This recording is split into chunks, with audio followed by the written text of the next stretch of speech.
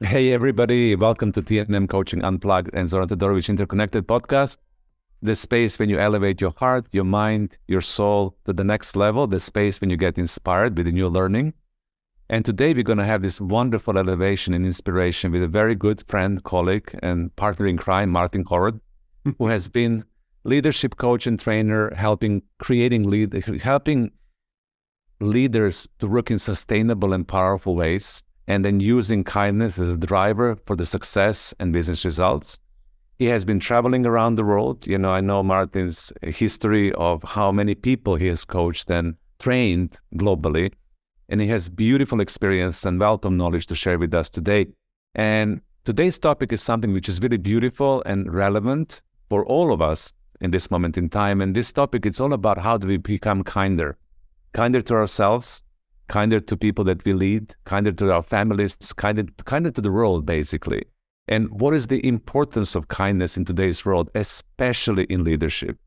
I think this topic is also open and interesting because not a lot of corporations that I personally work with use that language. We talk about tolerance, acceptance, inclusion, diversity, but we never really talk about kindness and what kindness means as a leadership skill, as a state that we need to embody ourselves to be able to be best possible leaders for ourselves and for others. So Martin, welcome. Glad to have you with us today.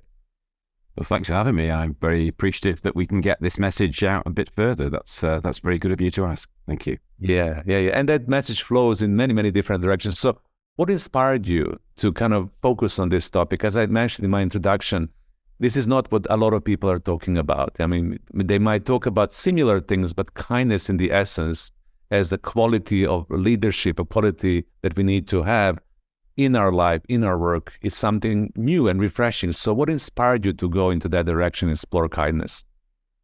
So I've been doing this work, as you know, for a long time. I've been doing one-to-one coaching and training sessions with leaders for nearly a couple of decades now.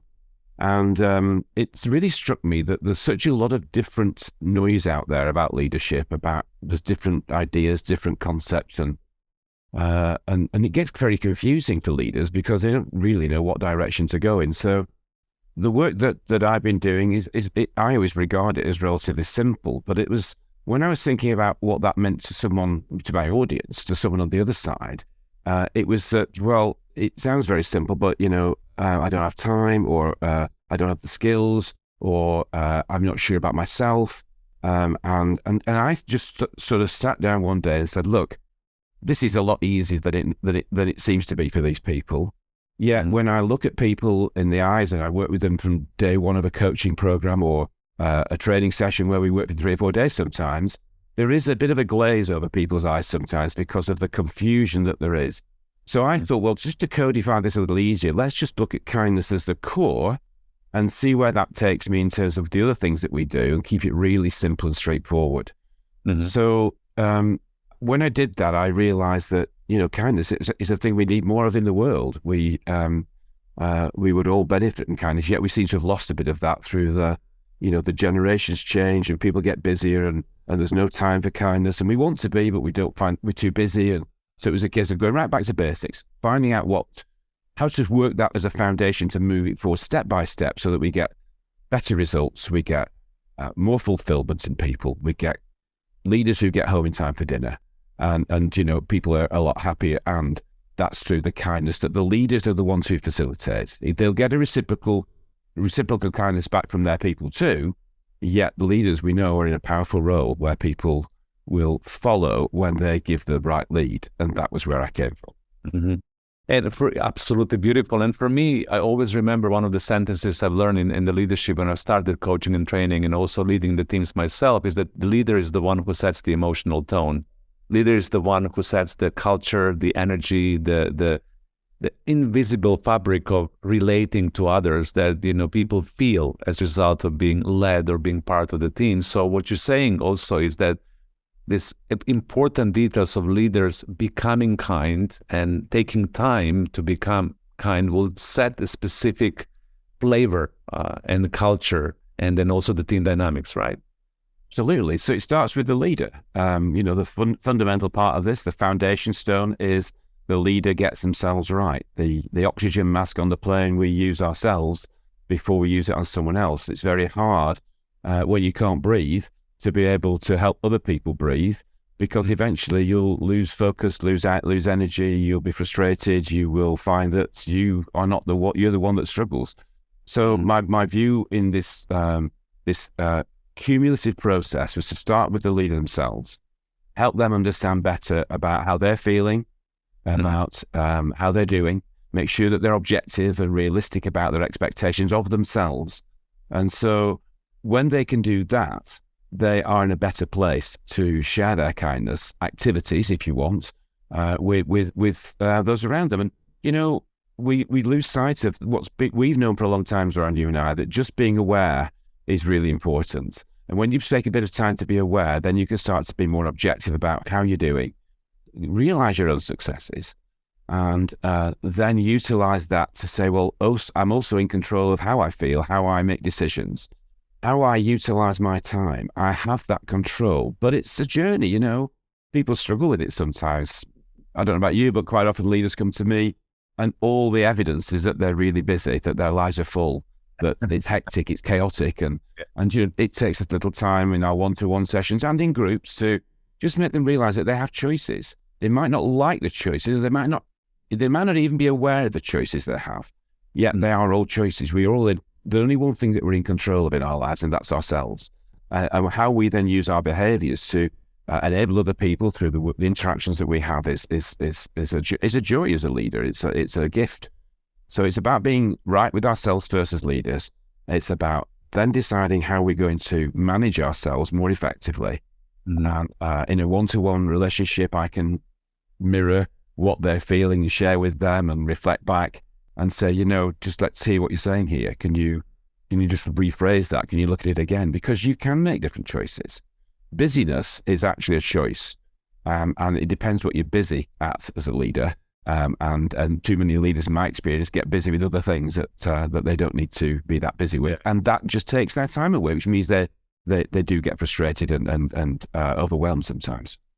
So let's talk about this, because that's a funny kind of dynamics, that we get busy with the things that we're not supposed to be busy with. You know, that it's humans. It's hilarious, isn't it? We all do it. You know, we all absolutely. Yeah. I mean, I have a phrase that I use with leaders. It's only do what only you can do. Help others do all that they can do. Now, what I'm trying to remind leaders in that scenario is that they can get busy in stuff that other people should be doing, and initially perhaps that's okay. That's their expertise is important, their keeping the thing afloat is important, and yet over time the vision they need to have is how to get everybody else doing those things when they've got other work to do, because a leadership role, as you and I know, is very different than a hands-on role, very different than an individual contributor role. But leaders often settle back to that because they think they're helping out. I used to be a store manager and a pharmacist, actually. And in my store, we had a pharmacy, and quite often I'd go down and give them a hand. I was in the weeds. I was doing the stuff. Now, I was good at that because they used to hate me being in there because I wasn't very good as a pharmacist. So they would push me out as soon as they could. But once in a while, I give a hand. And that's how it should be. We give a hand, but we're not depended upon. More often than not, leaders feel that the widget making, they've got an extra big order, so we've got to get down there and make the widgets. And don't reflect on the fact that how do I get my people more able to be resilient or resourceful in taking on more widget making? And so being able to help leaders see that it's kinder to themselves to step back, to do the leadership role, which may be more challenging because it's a different set of skills. And ultimately that investment is worthwhile because they'll have a team around them who are capable, who are dynamic, who respect them and follow their lead. And they do get home for dinner inside, rather than taking everybody else's work on. Exactly. And that becomes much more challenging nowadays because we have, we cross the boundaries of hybrid working when we carry the work everywhere with us through the mobile technology, the phones, and a lot of people who are listening to this podcast also work through different time zones. So, it never stops basically. So being kind to yourself and being able to delegate the tasks that you're not supposed to do with that same kindness that you're empowering others to grow and develop by you offering the delegation, it's really important. So let's talk about delegation a little bit, because we know that, it's a beautiful word. We all teach people in our courses and through coaching that the beautiful thing and kind thing to do when you're around the team is to give opportunity to other people to grow, to learn, to execute that task, to delegate. And we struggle. A lot of leaders that I coach or train, they say, yes, I should delegate. Yes, absolutely. This is exactly what I'm going to do. And they don't do it. So let's decode that a little bit. From your perspective, what is necessary for us to really be able to delegate? So delegation, not delegating. Let's talk about not delegating first. That comes from a belief that people don't have the skills. They can't do it as well as I can. They don't have the time. And I don't have the time to delegate. So we hold ourselves back from delegating. We make all sorts of reasons and excuses that we don't delegate. And yet, once you make that step forward, I believe that delegation is one of the best leadership tools to show kindness to yourself and kindness to others. And yet, let's just decode that a bit. So it's kinder to you because you have to do less things that other people can do. You get spaces in your your diary, your calendar. You get some gaps which you can then focus on to reuse in more leadership ways. You then get people around you who feel more valued because you're giving them stuff to do. They develop their capabilities. They become more confident. They become more creative. And ultimately, they are taking control of the next step in every process, rather than you take that next step. And we know the sort of what they call monkey management concept, where someone comes into you with a next step in a process. It's a monkey sitting on their shoulder. You're the guy who they give it to. You always say yes. Your ego says, I can do this, leave it on my desk. And by the end of the day, we've got this stack of monkeys on our desk and they keep going away with no monkey. So they're waiting for you to do that. So they're nagging at you to say, get my monkey sorted. The monkeys are all chattering away, saying, me next, me next. And they are less fulfilled because they're waiting. 2 or 3 people are waiting for you for the next step.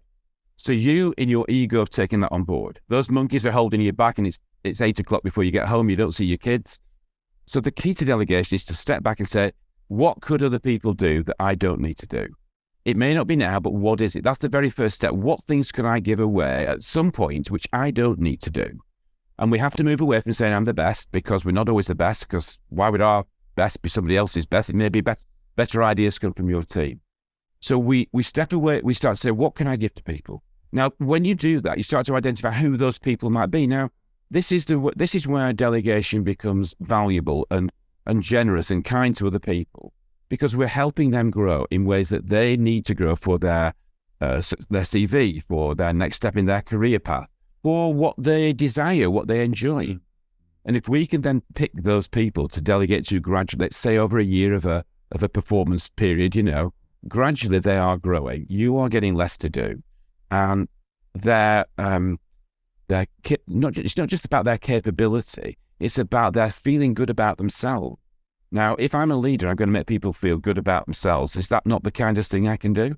Because I want them to go home at night saying, I just did something new and I'm really, I'm pretty proud about that. I'm pretty pleased with myself. Because, the spin-off is that their family get a better evening. They make a difference at home as well. So we have to be disciplined in ourselves. We go back to the control part. We can control what we decide to do. We can control how we manage delegation in an effective way, which gets things done for us, which gets them to grow, and then we move on and we create a chunk of time. Can I tell the story about the client I had? Absolutely, they're great. So in lockdown, I had this guy I was working with. So he was at home. There were 5 kids at home, all home from school. He was finishing off a master's in something, business studies or something. He just got a new job. He had a very important job in dealing with heads of government and stuff like that. And what else? He was moving house when he could get the moving people without a mask on to move the house. So he had all this going on. Very few sessions with him. He didn't always show up on time. By about the 3rd session, we had this conversation about delegation. And I said, well, look, my challenge to you is to find one thing to delegate before we speak next. We used to speak every couple of weeks. Came back the next 2 weeks later and he says, I've delegated something. I said, oh, cool, tell me about it. And he said, I've delegated a report that I do every month to one of my team. She needed to grow and develop and it was something she was interested in. So I gave her this report to do and she did it. And I said, oh, great. Well, so what was the outcome? He said, well, I needed to edit it for about an hour. I said, okay. So that sounds quite a long time. He said, well, actually, it wasn't a long time because every month I have to do the reports, and it takes me a day and a half to do the report. So I had now an hour to do, and she was doing it for a day and a half for me. She was growing development and absolutely loved the experience. And I got this time back. I said, so what did you learn from that? I said, I might delegate a few more things. So everyone was a winner. He felt it was kinder to him to make that step and that leap of faith and that trust. And the one thing we do have to be careful about with delegation is that we don't assume that people can take things on. We need touch points, which are not just their touch points to make sure they're comfortable with the progress they're making, but also for ourselves, because we don't know how they're going to do. What we don't want is someone gets to the end of the month that you agreed to the timescale and say, I haven't done it. So we need to have the touch points of both sides to be comfortable with delegation. And it has to be one of the kindest activities that every leader undertakes. And it just requires that first step. What could you delegate? And then maybe who might do that? And how can I get them to a place where we start trying it out a bit to build their confidence? Because we always want them to be successful. We don't want people to fail. So we may need to give them small things to do to gradually build their capability and their sense of their confidence about what they can take on. Now, what you could argue is, well, how are they going to do it if they're busy, right? What we do with them is we say, well, what are you doing that you don't need to do? What wastes your time? What things have you got into a habit of doing that actually add no value? Which is the thing that we can do as well, of course. So we need to model that. But it says, well, if you had this opportunity to learn, what could you drop? What could you push back? And there are always things that people can do because we get into these habits of doing too much, being too perfectionist, actually just doing activities that are not productive. So the win-wins there are that they learn new skills too in that respect as well. Exactly, and they become a little bit more rigorous with themselves about their own time management. I think that everybody currently is struggling with the time management, and you're absolutely right. We're all overdoing it.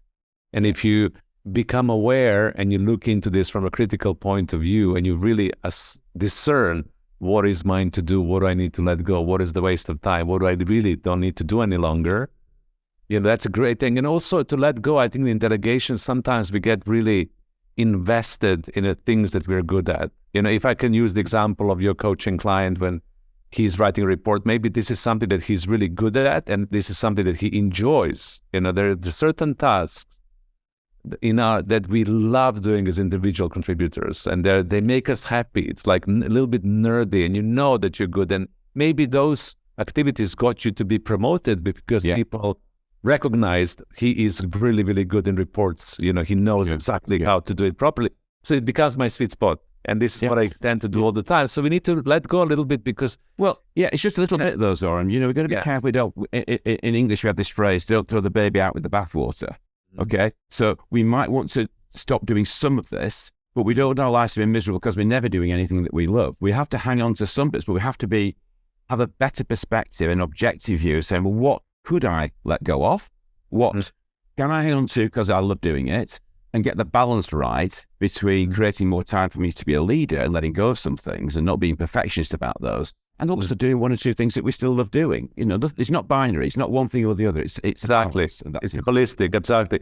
And that kind of moves us beautifully into conversation around feedback as well, because the kind thing to do in relationship to delegation, but also in leading other people, it's to learn how to give a good feedback so that people can grow. And like delegation feedback, it's a kind thing to do. People are hesitant in doing it because they're afraid of the conflicts, or they don't even know how to do it, or they don't have a model, or they're stereotyping feedback that every feedback is a negative feedback, and it's always an opportunity for leader, manager to tell somebody what they do wrong instead of what they do right? Absolutely. So we need to see now how can we then tie the feedback in so it becomes a kind thing to do, and we do it in a proper way. Proper, it's a strong word, but in a way that people can really receive it and then give it with the full. So I'll come on to the tactics in a minute, but let me just share a quick story with you. I had a member of my team who became difficult to manage. She was difficult. She was an my HR manager. She was difficult to cope with because she was not very good with people, actually. She was good at the high level stuff, but the interactions were difficult. And it came to a head one day when I was working and I had a number of my team come and complain that her behavior, and I found it difficult. So I sat her down one day and I explained this to him. We had a difficult conversation, which we as leaders need to do because it's a kind thing to do, and gave her the feedback. And she said, I've been doing this kind of role for the last 7 years, and I've had 5 jobs. And every so often, it got to the point where no one was talking to me, where I just didn't get on, where I kept being left out. And no one's told me that they find me difficult. They've never given me that feedback. So is it not a kind of thing as a leader to be clear and respectful and objective, and not be scoring points as a leader, because sometimes we might, well, I'll get them, but it's not that. It's about saying, look, you need to know this. Now, that knowledge with her helped her see the kind of role she's best at, an interim role where she goes in, does stuff, reorganizes, restructures, does that quickly, moves on to the other. So she's done that since then. This is 20 years ago. And she's doing that interim role now because that suits her better from her style. So if we don't give them the feedback, how do people grow? So it's not kind to not give feedback. So we have to remember that we have a duty, a gift to people, to give them feedback, which is respectful, kind, but is objective, and then they can develop and grow. They won't always thank us for it, but we have to overcome that. Exactly. And also, we're doing this regularly, creating the feedback culture so that people become much more receptive, because it's the part of how we communicate, collaborate, and exchange in a team, that it's a normal mechanism of our relationship, instead of being an occurrence when we sit down and something is wrong, So what is the good mechanism of the feedback for the people who are wondering, how can I do this in a good way? So the gentlest way and the most constructive way that we work, we do have to give feedback occasionally when something's gone badly wrong. We have to give this very objective feedback around, and we use a model called the AID model in that, which is about what you did, what impact it has, and what I'd like you to do differently. And we'll people who are listening to this can Google the AID model if they want to. It's there.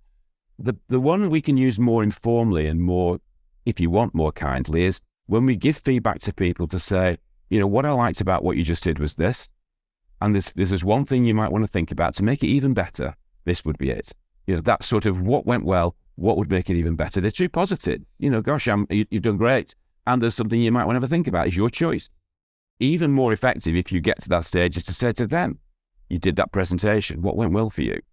Let them tell you. And then if you were doing it again tomorrow, what's one thing you might do differently? That's a growth opportunity, which is gentle, it's supportive, it's kind, and it actually, making the time for that, which a lot of leaders don't do, makes a difference for those people. And it builds, again, their competence, their skill set, their confidence, because they're feeling good about having done a good job and being told they've done a good job, as well as a little bit extra that will make it even better next time. Exactly. And, this is a job of leadership. Sometimes people get promoted in the leadership position and they're too busy with the operational tasks and they don't have enough time to lead. So with putting those mechanisms in place, we're actually empowering people to create more space and more time to lead others, right? Sure. And we need to all make that shift in a mindset, in how we value our work, how we see ourselves, because nobody tells them leadership is a job.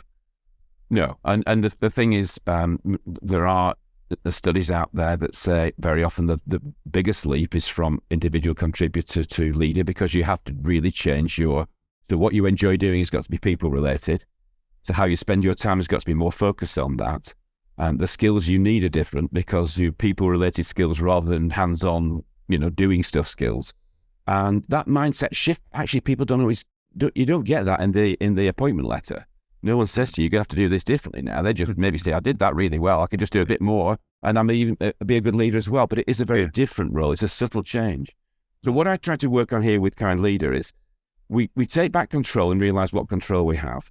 That enables us to make better decisions about how we use our time, how we delegate, how we stop doing some things that we don't need to do, how people impose their time on us and we have to say no sometimes. And then also when people offer help, we might also say, thank you. Yes, I will accept your help.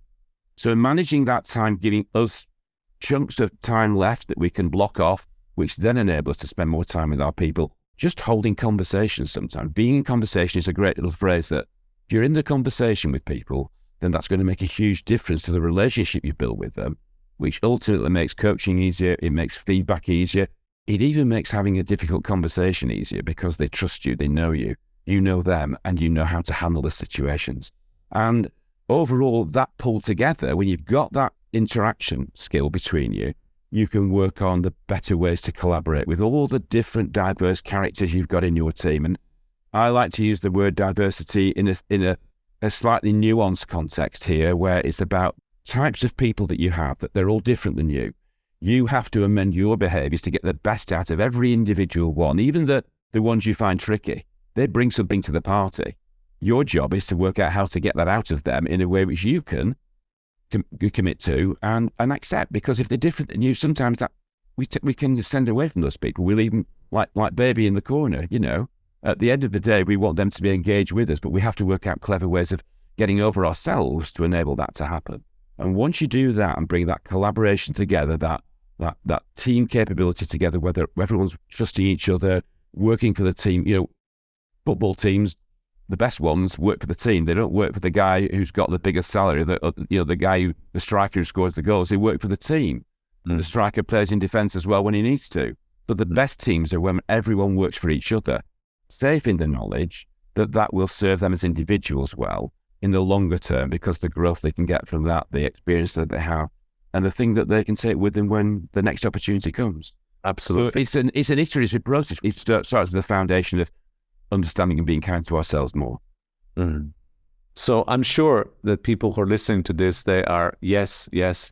You know, everything makes sense. It's absolutely beautiful. We know we need to do this. But the big thing for a lot of people nowadays is what we talked about throughout this podcast. It's time. What I'm realizing myself, and I'm sure that you have the same challenge with the people that you train and coach, is that they will understand and agree they need to do all of this, but the time at this moment in time is so precious because it's hectic. We all have gazillions of things to do. You know, we are in a digital environment, which digitalizes our communication and miscommunication sometimes. So people would always say, yes, I need to do this, but when and how? So I know this is not an easy question to answer for ourselves and for the listeners, but how do we create the necessary time in our life, in our leadership, to be able to create those connections? Because one of the last things that you shared, which I really honor and appreciate, is that the relationship really is the most important thing. If you know somebody in your team, you know the name of their dog and cat and their wife and children and grandchildren, and you understand their reality, you understand who they are, and you really invest some time in getting to know them as human beings, as a fellow human being who's not only your colleague, he's a human being on the same path like you.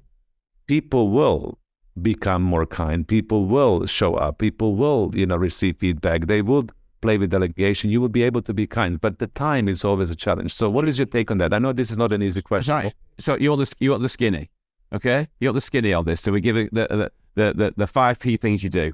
1, be aware of yourself. Understand yourself in the moments where you are, your emotions over a week. Give it a week. Just notice. Secondly, find 1 hour of your time and just think about what you need to do that will give you more time. The kind of things you could let go of that you don't let go of at the moment. What are they? What can you delegate? What can you say no to? Just find 2 things in the next week after that, the following week, let's say 2 weeks' time. Okay, so find that time. Once you've done that and given some of that away, you've got another hour. So you create an extra hour. My guy gained 10 hours in his month or something, 3 hours a week by just delegating one thing. So do one of those things, create a bit more time. So block the time in your calendar. Find a way of stopping people stealing it. You ring fence it, I call it, or red circle it. But what in technology terms, I have a space that's called block, and then I allocate to block my work. I want leaders to allocate in the block space. What are they going to do with that time? Are they going to have a vision, spend time visioning on what good would look like for their team? That's 1 hour. Give yourself that luxury. That's you.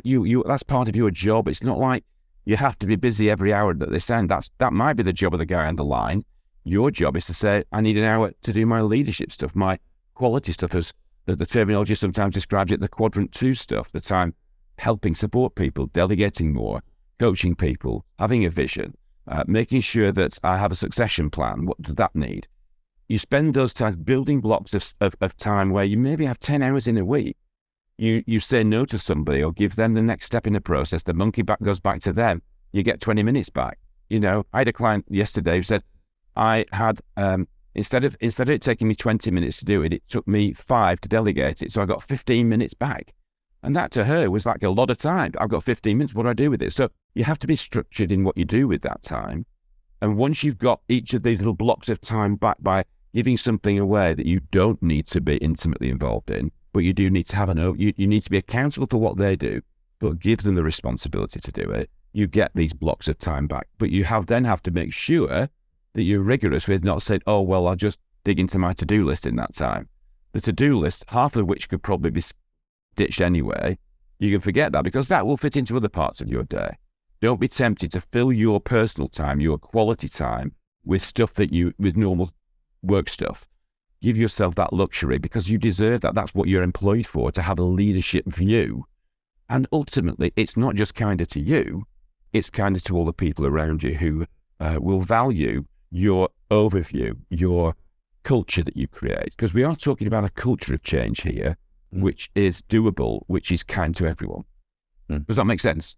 It does make perfect sense. And that's exactly the perfect ending for our recording, because now we have a practical steps that you need to take to be able to elevate your leadership to the next level. You can always find out more about Martin at thekindleader.net, about his coaching, also at tnmcoaching.com.